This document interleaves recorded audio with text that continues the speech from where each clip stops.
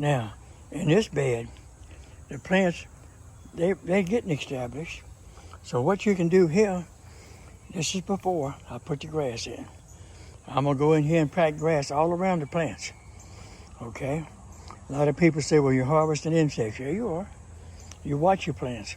If they start getting chewed on, doctor them. If not, leave them alone. Like I said, this right here will take the heat stress off. Look at that. That's years and years and years of grass clippings and leaves. You don't need fertilize, people. Eggshells, you see them over there. There's one laying down in there. It's hard to see, but there he is. Eggshells, kitchen scraps, which also feeds the worms. Now, when this bears out, a fresh layer of grass, fresh layer of cardboard, fresh layer of grass, and let it set. That's what I'm doing with this one right here.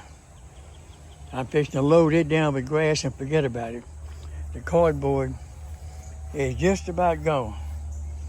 But I'm gonna let it go ahead and get all out of there before I redo it. All right, this is after with established plants. You don't have to put a ton in here. Look, just cover that ground a little bit. I'd help smother the grass, which wasn't bad at all. You saw it before I did this. All right.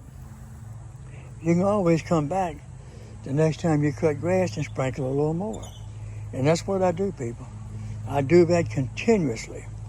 That's why my raised beds, I don't need fertilizer. I mean, I can just stick it in the ground, it grows.